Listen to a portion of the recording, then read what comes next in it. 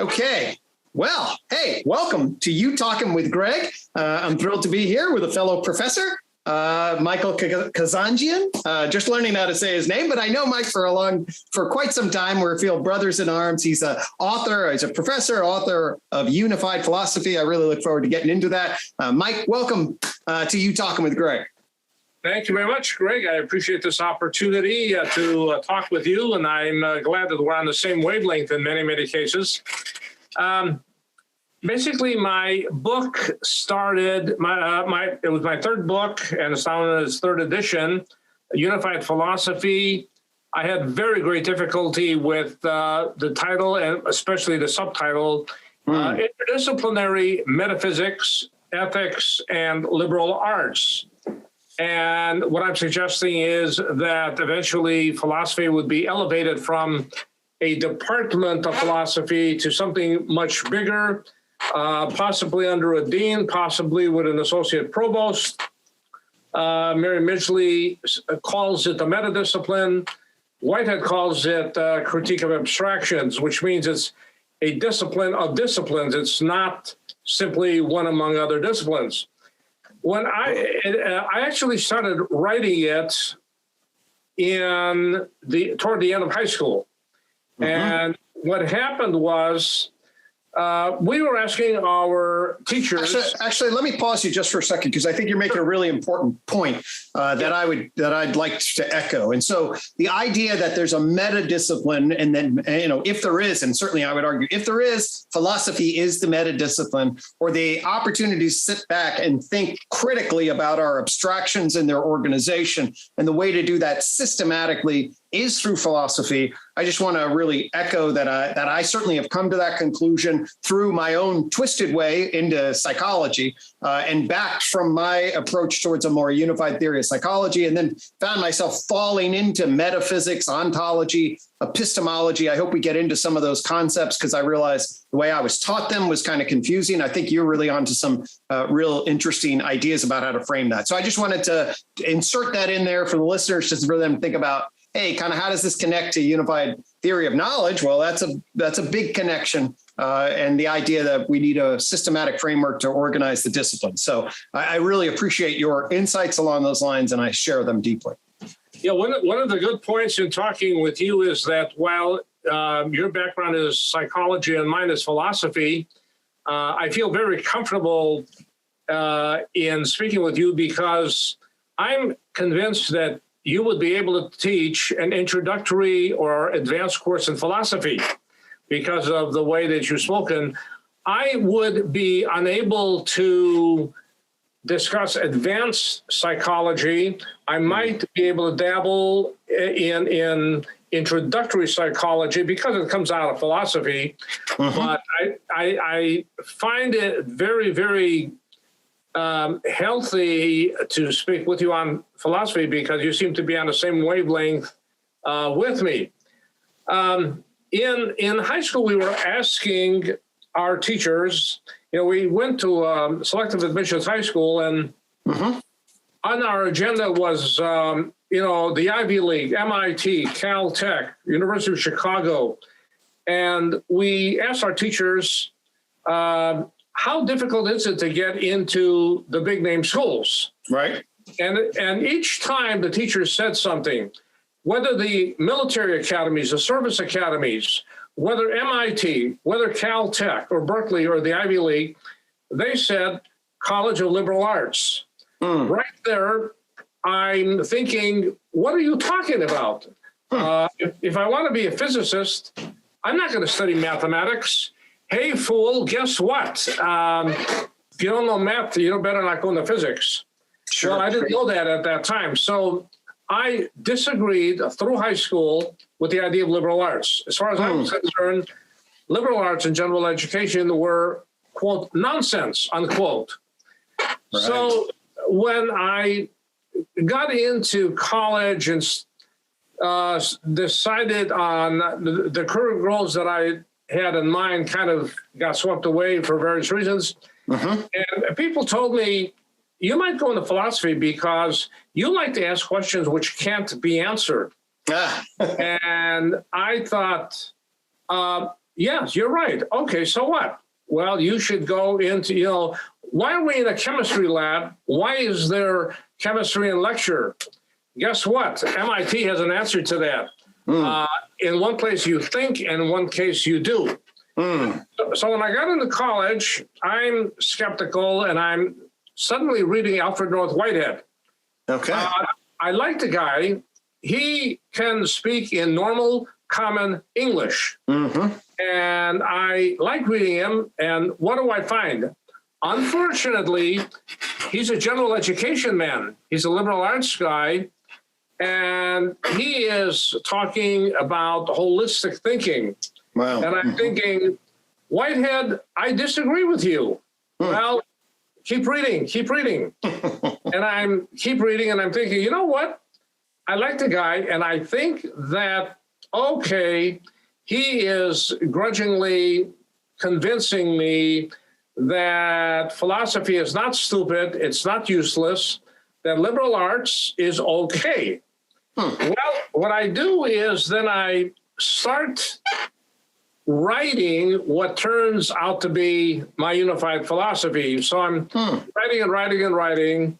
This is as an undergrad, or when you were an undergraduate or a graduate student, you were thinking about these issues? I started writing actually in my senior year in high school, but what I was doing was I was attacking liberal arts. Okay. But when I bumped into Whitehead, I started agreeing with him, and I started being positive as a freshman, as a sophomore in college. Okay. And I became kind of a Whitehead man.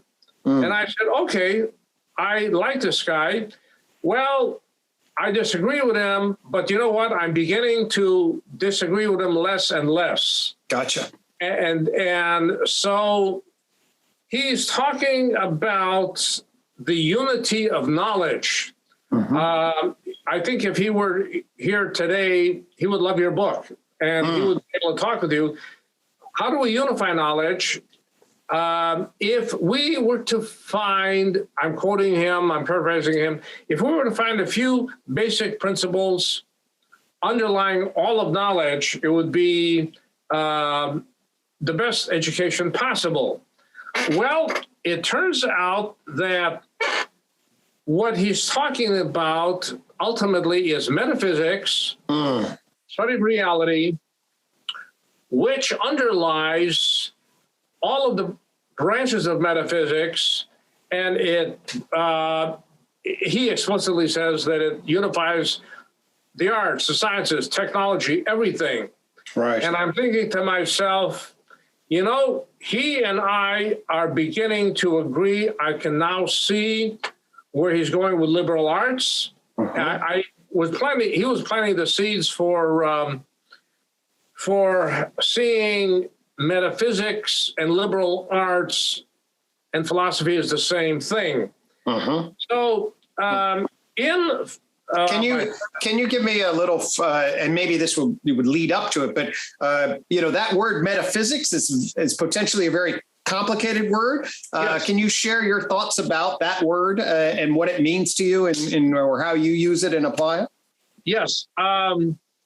Metaphysics meant for Aristotle that which is real. We're studying which is real, which then, according to Mircea Eliade, the real is God and the real is religion. So I don't see metaphysics or philosophy as being absolutely disparate, isolated from religion. There's something in there that's very strange and related. And so metaphysics is what is real. Later on, we'll get into how it is mereological, part and whole. Okay. Metaphysics is real, therefore it is the basis of everything else. Now, if that is true, then metaphysics, theoretical metaphysics, is not simply a branch of philosophy, but is the foundations of the branches. So I debranch, in my book, I debranch metaphysics It is what is real. What is real? Well, holistic parts, and this gets to be a little abstract, but Okay. the world around us is real. However, if you look at it in a sense, the real is underlying what we see, hear, and touch. And, I would need several hours to go into that, but metaphysics is that which is holistic as a context for perceived parts. Okay. And I think that your word emergent is important here because we don't see the real. We think about the real, we think and cognitively understand the real, emotively the real, but a pen, a pencil, rocks, matter, manifest reality. Okay. They manifest something basic. Go ahead. Great.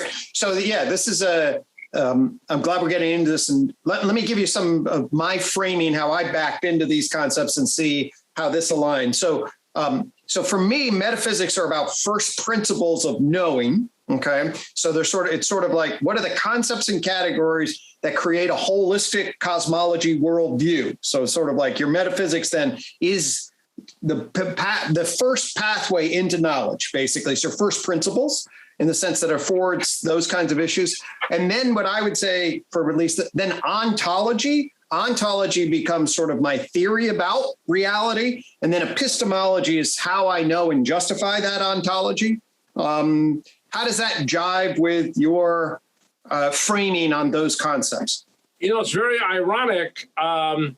In my book, I have metaphysics as well is different from what we have today as metaphysics. We talk of positivism to existentialism. I look at that as ontology. Okay. But I look at metaphysics as something more abstract. It's elusive. It is elusive. It's almost like the Tao. Yep. It's very elusive. You can think it, but you can't say that metaphysics is going to be detected. The real is detected. I don't see you detecting it so much as you're thinking it, you're conceptualizing it. Okay. And then comes ontology. I call it ontology, where you have matter, existentialism, phenomenology, and so forth, things we see. Gotcha. Things, that aligns. Yep. Yep. Things we see are based on that which we don't see. Okay. The perceptual and the actual is based on that which we don't see. Does this sound like scripture? Maybe. Therefore, is scripture correct? Well, don't doubt it. And so what I did then in metaphysics is say, eventually, one of the derivatives is epistemology and knowledge, but knowledge has to come out of ontology. It has to come out of metaphysics. Okay. So that you can't have empiricism and rationalism standing alone. The big problem I have seen in the history of philosophy is that we say, here is metaphysics, and then here is ethics, and then, oh, by the way, here is social thought, and by the way, here is epistemology. That is about as fragmented as you can get. So what I see is metaphysics, once understood, is isomorphic to the other areas. It is isomorphic to the disciplines. So what happened was in my freshman or sophomore year, I was very lucky. I bumped into systems engineering, human factors engineering, ergonomics, general system theory, isomorphics, mirology, and I'm thinking, okay. Yeah, mirology, for people listening, mirology is the sort of philosophy and science of part-whole relations, generally. So I just, people may not. Right, mirology is the study of part and whole, and you rarely, in fact, I don't think I've met 5 philosophers who've ever heard of mirology. Well, books on mirology have labeled philosophy. So mirology can be mathematics and it can be philosophy. And the books were written by New York University professors in philosophy. So I can't remember 2 people in philosophy with PhDs. I just say mirology and they say, what's that? And I'm thinking, you gotta be kidding. I met philosophers who've never heard of cybernetics. Cybernetics was mentioned in Plato and Aristotle, buddy. Right. And by the way, cybernetics is the foundations of the word government. Governance. But Yeah, government. You're not going to find a political science department with a course on cybernetics, and you're not going to find a cybernetics course that says cybernetics is the basis of the word government. So I see general system theory and isomorphs and metaphysics, and I'm thinking, okay, therefore there is a unifying way of looking at all of these. And so when I'm looking at this and I'm talking to people, and later on as I'm developing my book, I'm putting metaphysics as chapter 1, and the other chapters follow it: metaphysics, ontology, ethics, and so forth. But I also have to put, by the way, Levinas into this because right after college and into graduate school, I'm thinking, you know, if you have the is and the ought, metaphysics is derivative of ethics because the positivist says, I'm a positivist because it's good. The existentialist says, I'm an existentialist because it is right. They just equated metaphysics and ethics. Because if I argue that X is correct, what am I doing? Well, I am saying, like it or not, I am saying that X is ethical. So therefore, I think what has happened here is that we've isolated ethics from metaphysics, from hermeneutics, from epistemology. That's wrong. And this is where I agree with your concept that there's got to be a unifying theory of knowledge. And one of the most interesting things that happened to me many years ago as I was teaching metaphysics, I get blank stares. I talk about neurology, then I talk about positivism and existentialism, and my students are looking at me. And I'm thinking, okay, Kazanjian, now what do? Do you give them all Fs, or do you decide on bringing something down to earth? So I said, by the way, how many of you understand user-friendly thinking? All the hands go up. Well, there's a user-friendly computer, okay?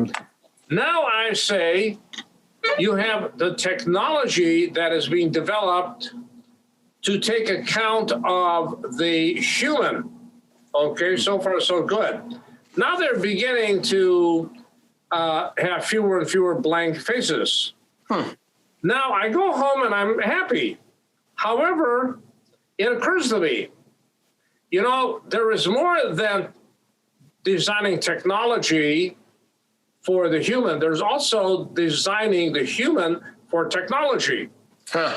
So how so? Well, you're educating bomb squad members to deal with the bomb. So what you're doing is the bomb is the limit. The bomb is the constraint. You better take the bomb into account. Okay, but there's a little bit more. You not only have technology for the people, you have people who take account of technology in the police and the FBI and so forth, in the military. But you train, for example, people to be spies in another country. So you better take the other country into account. When someone talks to somebody, they better take that other person into account. Teacher must take student into account. If you are dealing with any kind of interpersonal relations, you better take the other person into account. If you're training police to go undercover, they're going to have to take the enemy into account. Yeah. Okay, so you have not only technology taking person into account, you have a whole mess of interfaces. What does that do? Well, what did I just do? I just redefined metaphysics as the part taking the whole into account, but I've done something else without realizing it. I've taken human factors engineering and ergonomics and expanded it. So I go from the technology person interface, I have the technology interface, person to person interface, person technology interface. What do you do in medicine? Primum non nocere. In the first place, have bedside manners, do no harm. Physician to surgeon. Right. So let me pause you right here because it's a super important point of your book. And I'd never seen this before. I think this is this idea of thinking about metaphysics and human factors engineering that had not dawned on me. I actually related to this very deeply, though, as I really thought about it. So I just wanted to say, this is a pretty novel bridge you're building, right? Not too many other philosophers have made linkages between metaphysics and human factors engineering. Is that fair to say? I know of no one who has done that. In fact, I think the closest you come maybe are people in philosophy of technology, but they really don't do that. I don't think, today you pick up an ergonomics textbook. The only thing you're going to see is the human factor of technology. Well, the existentialist or the phenomenologist in philosophy is going to talk about the existential factor of the material. So there is the cognitive and the emotive, which, by the way, you point out in your book, you and I are ahead of the engineers. So what implications does this have for an engineering school? A lot, because this would imply expanding ergonomics from one interface, and 100% of ergonomic books are just out of that one interface. You could expand it to 10 interfaces. For example, technology must take account of nature. How so? The bridges in Chicago are a block long or less than a block long because they're taking account of the width of the Chicago River. The width of the Chicago River is not wide. The width of the Verrazano Narrows is wide. So the Verrazano Narrows Bridge, if you're going to build that, you better take into account the fact that your bridge is going to be, what is it, a mile long? I don't know. It is long. So therefore, ergonomics would say, design technology also to take account of nature. You don't find that in ergonomics books. You can also design nature to take account of nature. How? You have a garden at home. You have a garden in big central parks. Well, the garden, you may have a garden there that's set already. You're not going to change Central Park. You're not going to change a person's home garden. So when you add flowers or add bushes, you're going to have to take account of what they have there and put the bushes and the flowers that take account of the garden that's already there. So what I do in my book is plant the seeds. I'm thinking of writing another book on this, where ergonomics depends on what I call, well, I don't call it human factor or object factor. I have to get something more abstract in the metaphysics, and I call it the theory of limits or limit theory, which combines, you're never going to find this anywhere. It combines human factors, cybernetics, game theory, phenomenology, virtue ethics, mirology, functions, and sets. I mentioned this to a psychology friend of mine who's a former high school classmate, and he said, wow. And my initial reaction was, you know what? All of these have something in common. All of these have in common, as I point out in my book, that you have parts in mirology which would take account of the whole or the limit. So what I did in my book is say, there is an ultimate general theory that we cannot see. We don't see parts, we don't see wholes, but we can conceptualize them. And again, MIT comes in. My ideas would have vast implications for MIT and Caltech and other engineering schools. It would expand them. But interestingly enough, the 1961 bulletin that I still have of MIT, in the classroom, in the laboratory, we act. But in the classroom, we think about what we are doing. Guess what? Camus says, the existential philosophers, we do and do and do and do, and then we stop and pause to think about what we've done. Whitehead says we have to plan a blueprint, and then we do the blueprint in building a home. So you have Camus, Whitehead, MIT justifying thinking. When you're thinking, you're thinking about something that you don't, you're thinking, but you don't see the thinking. It is a process which limits the parts. And so in my book, in the first chapter, I'm saying there is the holistic part, which you don't see. Then if you take the parts out of the whole, as Skinner, I think, probably does, the extreme behaviorists do, you have the part alone. I call it the exo part, exonominalism. That would be positivism.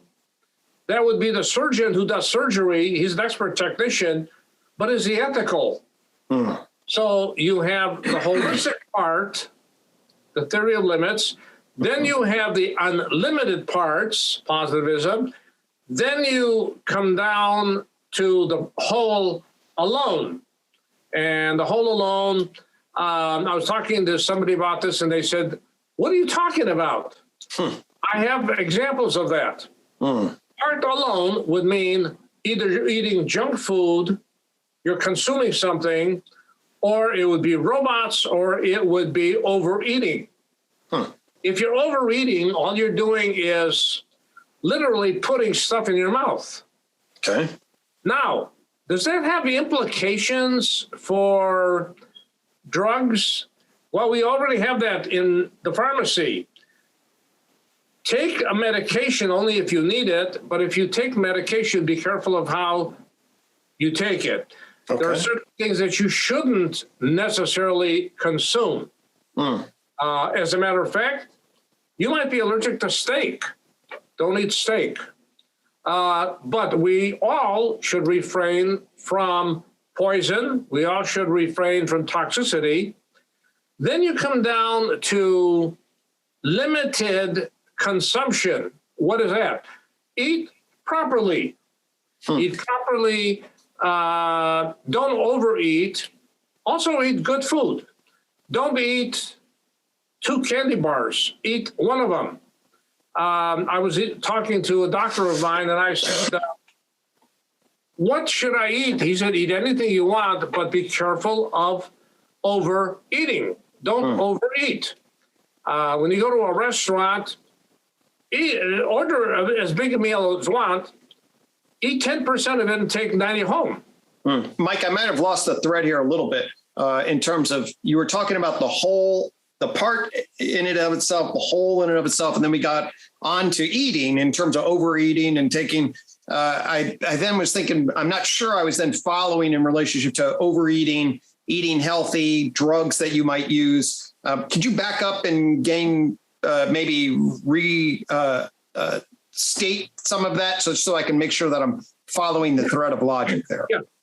If I talked about part and whole and the exo part and the endo whole, okay, people are going to look at me and they're going to say, we have no idea what you're talking about. Okay. Unless they're neurologists.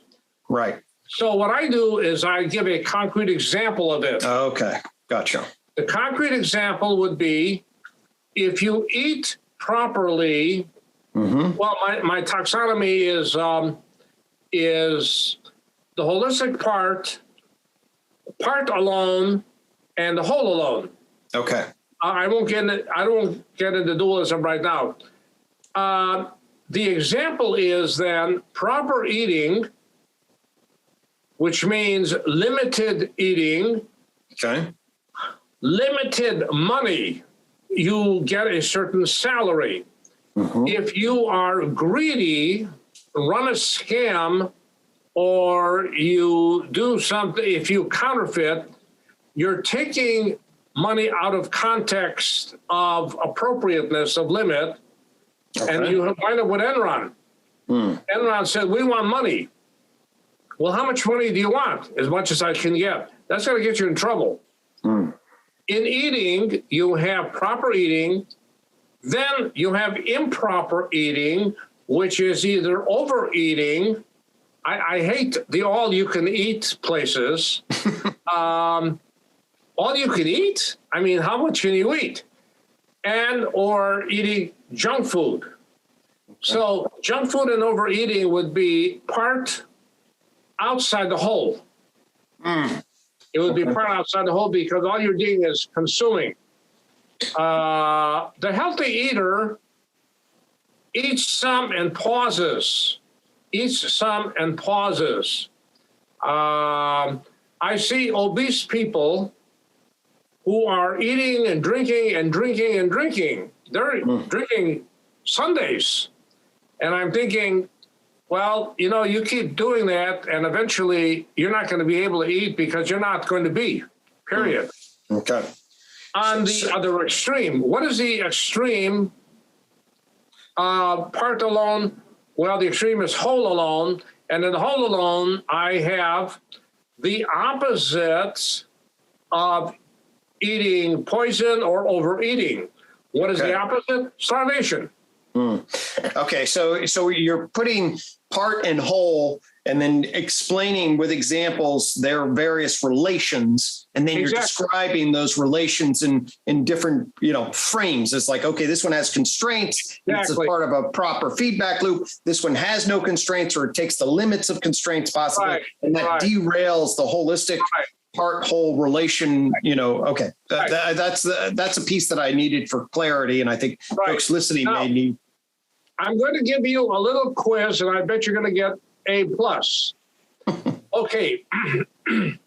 I mentioned eating and starving. Now, you have a person who makes a good salary. They should be satisfied. Okay. Now, if they take money out of context, they're either going to run a scam or they're going to counterfeit. Okay. That's money parts out of context. What would be, in your opinion, the opposite of running a scam or of wanting more and more and more money? What would be the exact opposite, in your opinion? Don't be wrong. Altruism, giving? Yes.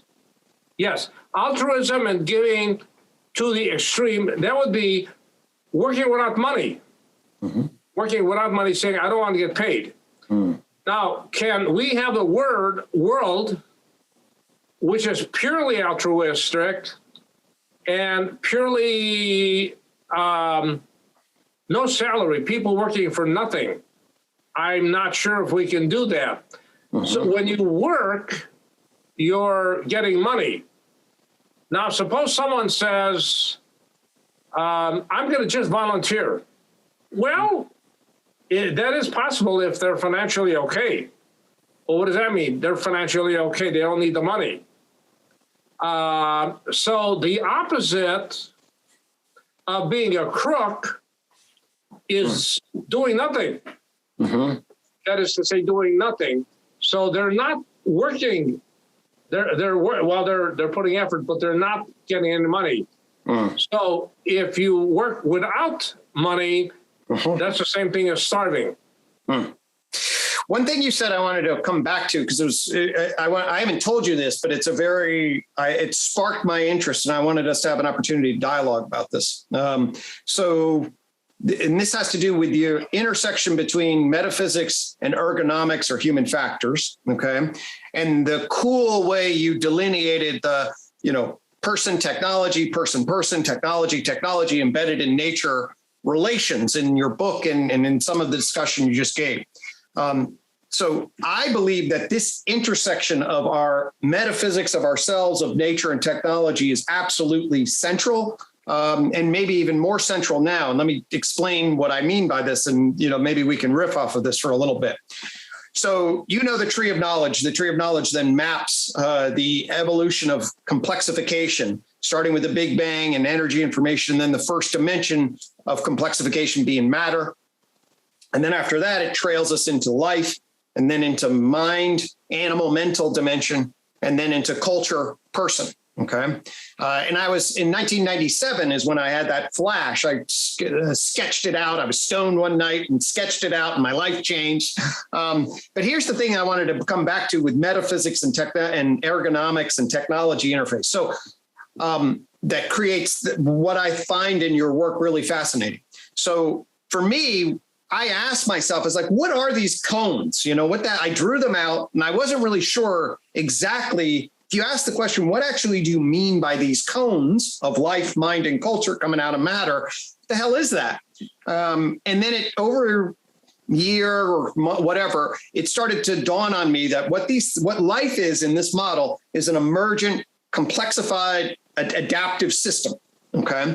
And the way that it achieves its structure, function, organization is through the emergence of a novel information processing communication system that actually has parts like genes and holes like cells, and then they communicate. Okay.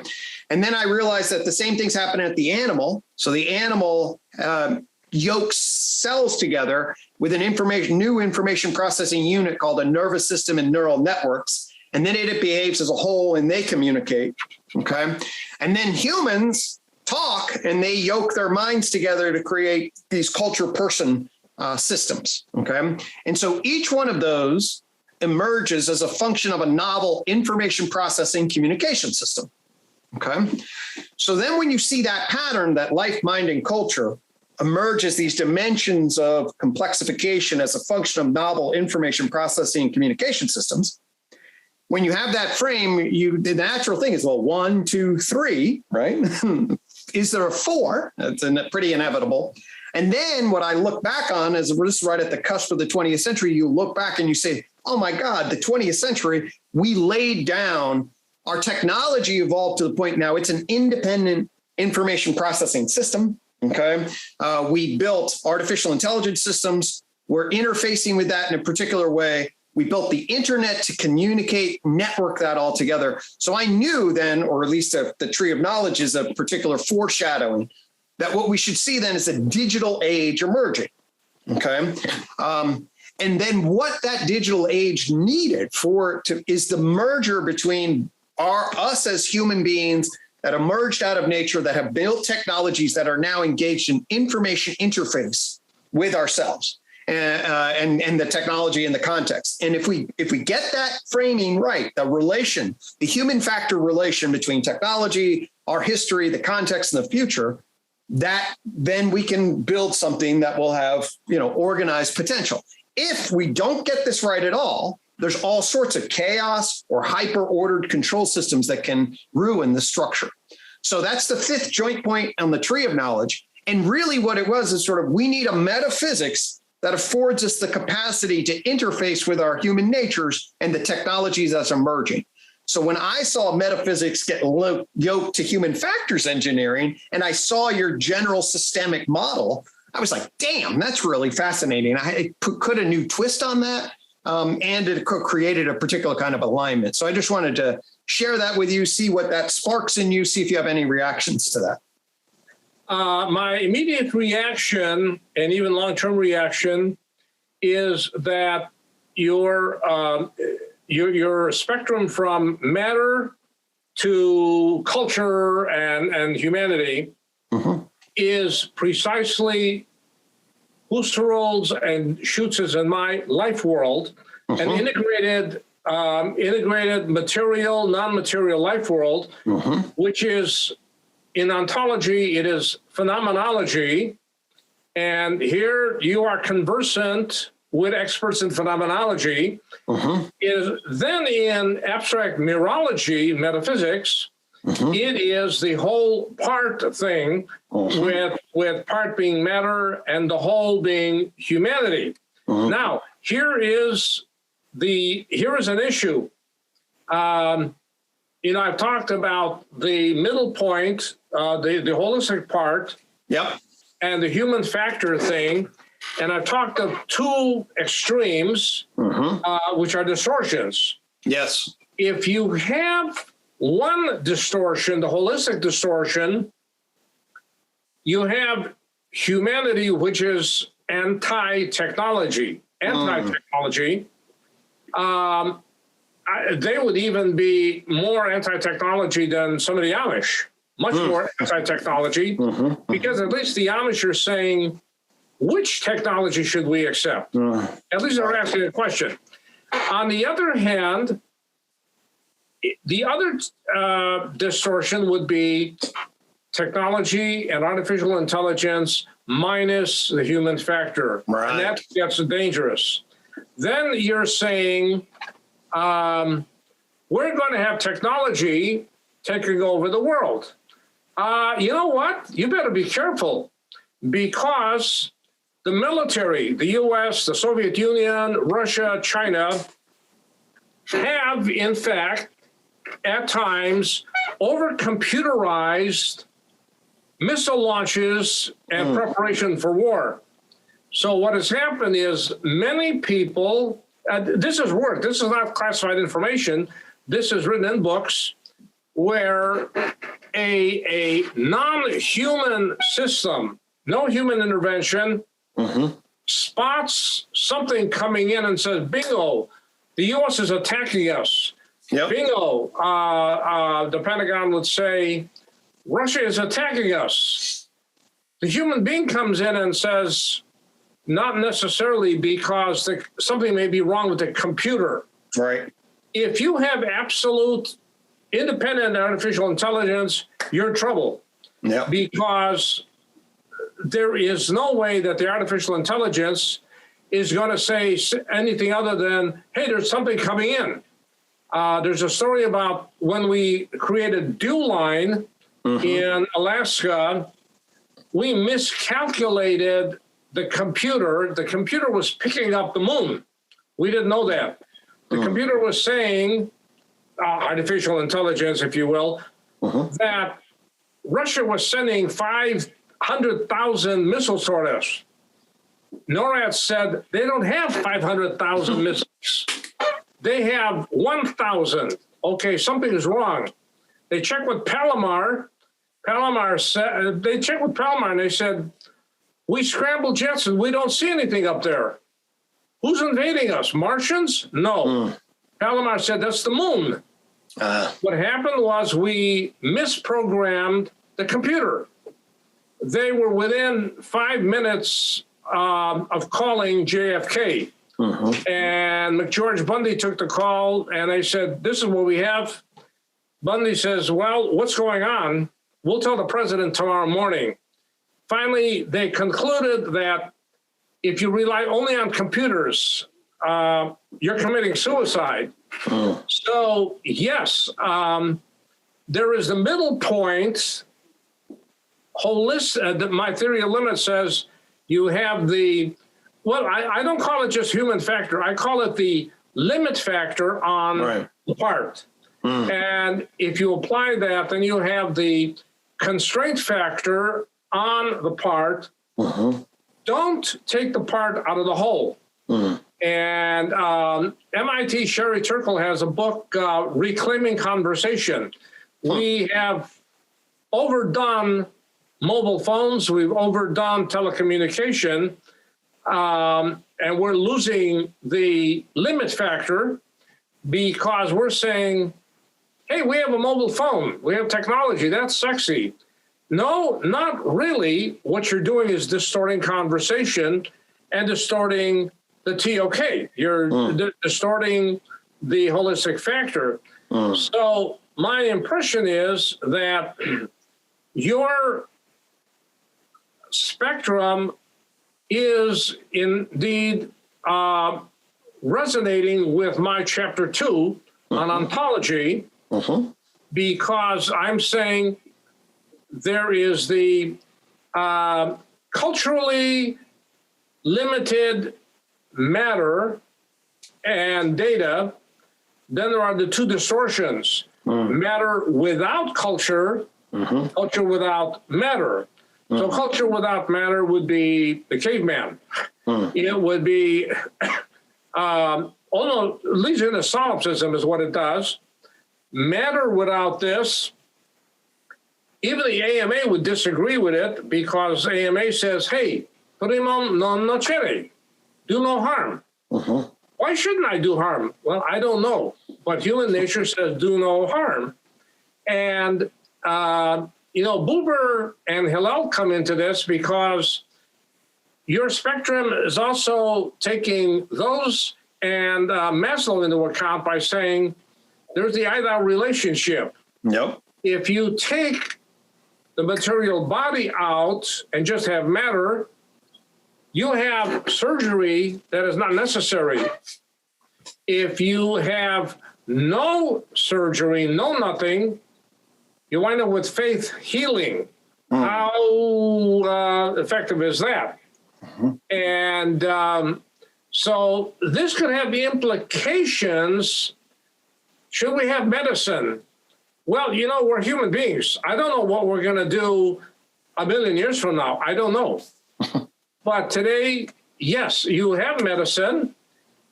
You better also have psychiatry and psychology, but in an integrated manner. My book and your book seem to update Husserl and the life world, and they update Alfred Schutz, the sociologist.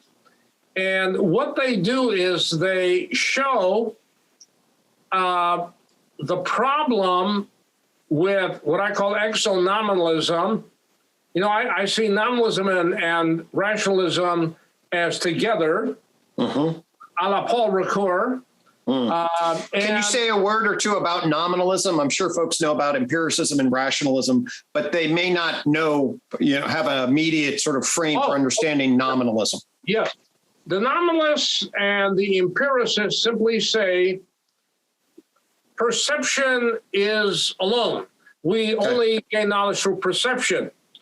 Well, what the nominalist, or what I call the exonominalist, the exo-empiricist says, if perception is the only thing, you just lost a war, because in war we have misinformation. So this is where we tried to fool successfully Hitler, because we were buying, the OSS was buying maps from Norway and Sweden to make the Nazis think that we were going to invade through Scandinavia. If you were merely empirical, and I know people like that, if you're merely empirical, merely nominalist, you're in trouble because you will believe everything you see. I would hate to see them working for the intelligence agency or the CIA. They wouldn't work for the FSB or the former KGB because they're saying, I only see what I see. Okay. On the other extreme would be what I call the exo-rationalists who say it is only innate ideas. You know what? If you have only innate ideas, good luck. You're going to run into solipsism and you're going to say there's no world out there. So the phenomenologist, strictly speaking, and your spectrum and my spectrum say that we have to have embodied nominalism, embodied empiricism, where, yes, you have to perceive and sense, but you also have to put this in the context or you're in trouble. Right. Again, in medicine, you have the extremes. One is faith healing. The other extreme would be only emphasis on the ER or the ICU. Well, if you have only the ER, you're saying, have the patient come in and we'll straighten out heal their broken bone. Okay. What do you do when they come in every week with a broken bone? Don't you get suspicious? Where do they live? What are they doing? Why is it that they always have a cut on their hand? Are they trying suicide? Are they in a gang war? So if you have only sense perception, this is where I disagree with Ryle. Ryle says, if you have only sense perception, you're going to be in trouble. Ryle says, there is no university. The university is only the way the buildings are organized. Right. Guess what, Gilbert? The buildings are not just organized. They're organized in a certain way, and they are not disorganized, nor are the buildings or any campus simply linear. Every campus has buildings in squares, in parallelograms, in little modules. Right. You don't have a campus anywhere in the world where the buildings are strictly in a line 10 miles long. Why? That's not humane.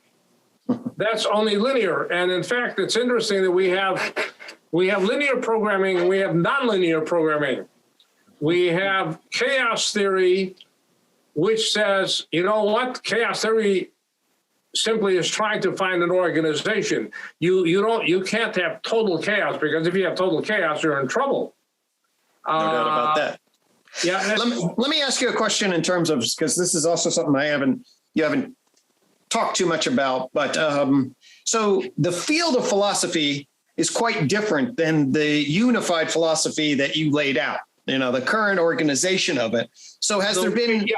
You're right. The way it's currently organized. So has the field had any reaction to your proposal? Have you gotten engaged in any kinds of debates? Is it pretty much just ignored? I mean, what has been your relationship to philosophy as you have had this vision for a unified philosophy? I would guarantee, as I point out in my book, that my book is unique in philosophy because, first of all, I talk about metaphysics and neurology. And I don't think there are the only people who probably might be able to converse with me are philosophers who do neurological research, such as at New York University. I'm half convinced that unless there are some in philosophy of technology, they're not going to look at my book and say, oh, yes, you're right. Because, obviously, for example, I'm expanding ergonomics. Human factors engineers probably would have to think about this. Philosophers would have to think about this before they would agree or disagree. And the other thing that I would do in philosophy, I can't think of too many philosophers who would read the book without my explaining it for them to say, "Oh, yes, okay." Okay. I kind of see myself. Let's say in physics, Einstein's theory came about, and people said, "What are you talking about?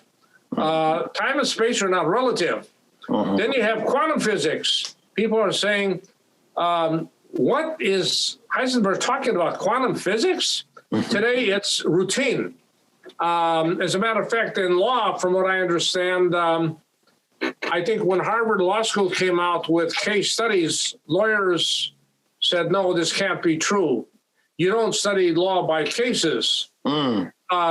So it would take people, I would have to explain things in terms of my book. I do have a PowerPoint here on breaking down the various branches of philosophy and engineering to put them in very simple terms. And I think that I am doing in philosophy, it seems to me, what you're doing in psychology.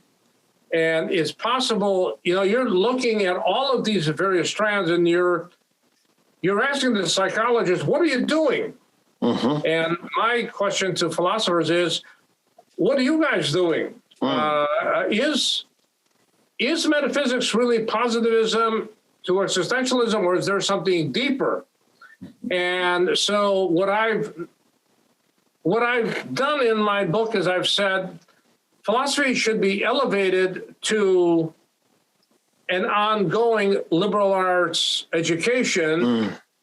I have a feeling that philosophers will wonder about that, and non-philosophers are going to say, "Hey, philosophy is nothing. You're elevating philosophy?" But I've shown in various aspects how philosophy would unify the disciplines and provide the basis of this. And my support is Mary Midgley and Whitehead, because they talk about this in a non-conventional way. I think there may be, I don't know, maybe 50 or maybe 100 people somewhere in the world in philosophy who would understand what I'm saying. Okay. And the one person who seems to understand what I'm saying is you. Because as soon as you talk about what you're doing, and I'm thinking, he's doing what I'm doing. Yep. Except that he's more conversant in philosophy than I am in psychology. Well, I think that's I appreciate that summary. I know I can relate to being like, hey, I see something from a different angle, a more unified angle, and then other people, but I put stuff together in ways that other people find much not always easy to follow. I appreciate the way, Mereology, philosophy, your broad view, the human factors, ergonomics. It's fascinating. In terms of your sort of vision for the future, we've been going about an hour now. So I like to ask people near the end kind of like, hey, what's your vision for the future and your hopes and for kind of what your work is, any additional projects or what you hope sort of education unfolds in a particular direction? What are can you share with us some thoughts that you have in those domains? I'm sending emails to engineering schools, particularly those in ergonomics, to show how I'm expanding ergonomics and showing trying to explain to them what my theory of limits is and how engineering can be the basis of liberal arts, engineering and philosophy relating to liberal arts. And it's my hope that they would see that ergonomics is not limited to the technology-person interface. That would be like 1/10 of what ergonomics is. And I then relate this back to saying, hey, you were wrong, Kazanjian, in high school, being against liberal arts. Right. And now I see where I'm going, and I see an interdisciplinary factor that I'm trying to, I'm emailing 40, 50 different engineering schools. I'm saying, okay, professor, you are doing something in ergonomics, but here is my view.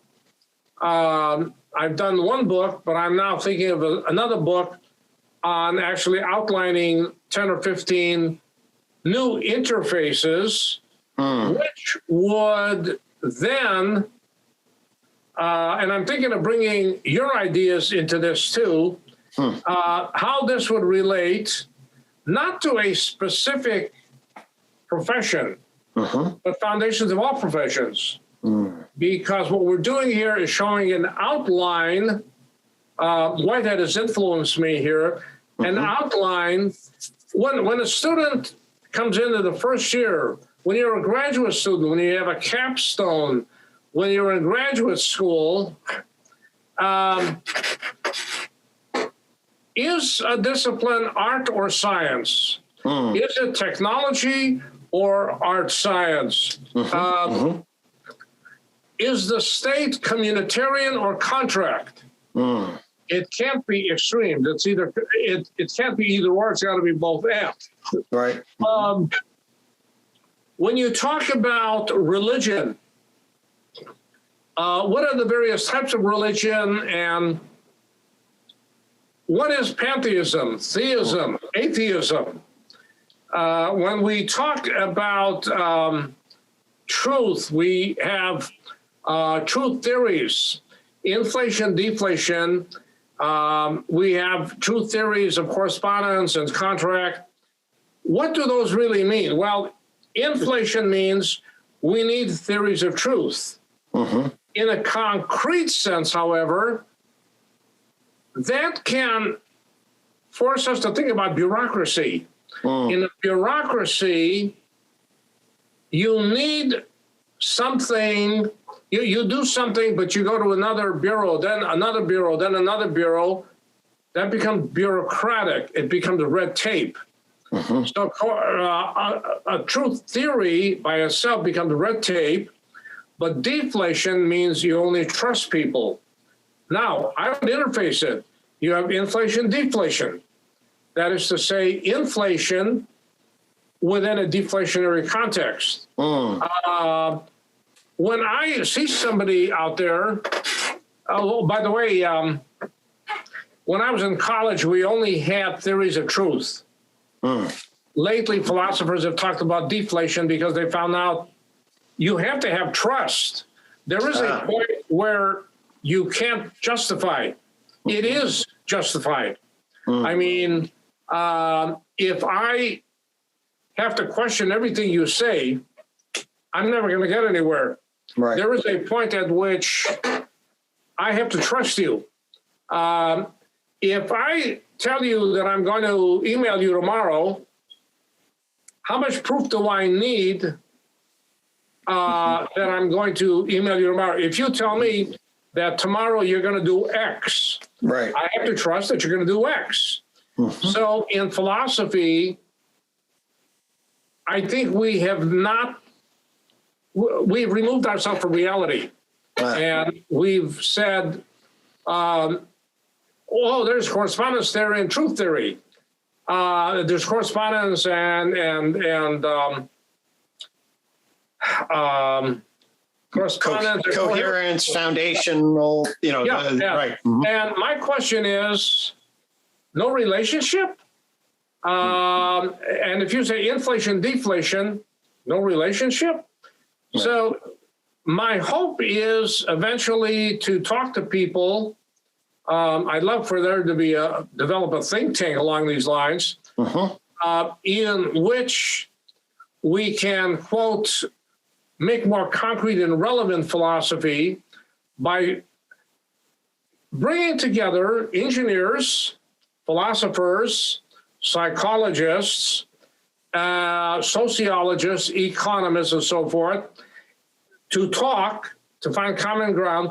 I'm very encouraged by books by economists who talk about the social context, the human context of economics. Mm-hmm. And economics is not merely money and commerce. Yep. There's a human dimension to this. Richard Thaler of the University of Chicago wrote a book that I like, Nudge, okay? Sure. How to market things for people. He may not know it, but he just did economics. Yep. And he may not know it, and other people, other economists may not know it, but if you talk about the sociology of economics, you're bringing these two together. It would be great to have a dialogue with them. In political theory, you have the state and you have the individual. Well, today we seem to have two things. You either have Rawls or you have Nozick. I was very disappointed in grad school. I told a professor, I said, I have developed a way. I showed him the paper that I use cybernetics, human factors, and Paul Ricoeur to integrate Rawls and Nozick. And he said, you can't do this. Why can't we do this? Well, because if these two giants are polarized, who are we to depolarize them? So what are we going to do? Well, we have to choose either or. Why? Kant didn't do either or. Well, it looks like we got to make it turn to Hegel maybe and create some sort of synthesis. I think that vision that you have of the possibility of sort of clarifying the interrelations between the disciplines, recognizing the interface between domains, bringing attention to metaphysics as a framing for that, and then bringing a table together of many different perspectives that would afford a part, whole, integrated systemic synthesis is something that I find to be very hopeful at one level. I think it's going to be difficult, but I do believe that we're in the process of potentially creating some spaces where seeds can be planted and that kind of garden might be able to grow. So, one very encouraging thing was I thought it was very funny. Many years ago, I read that MIT had a seminar bringing in artists, scientists, engineers, and so forth, and humanists together. Right. And they found out that their differences were almost semantic. Often. Totally. Yeah. Were almost semantic. They were talking the same language. Yeah. Yeah.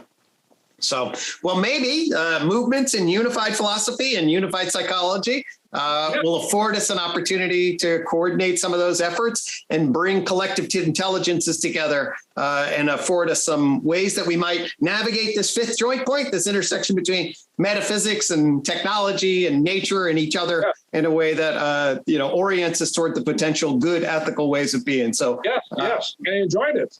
Yeah, I very much appreciate you coming and sharing this vision. Thank you. Thank you very much. And you and I will be in contact, but appreciate that. Any final thoughts or words for the listeners?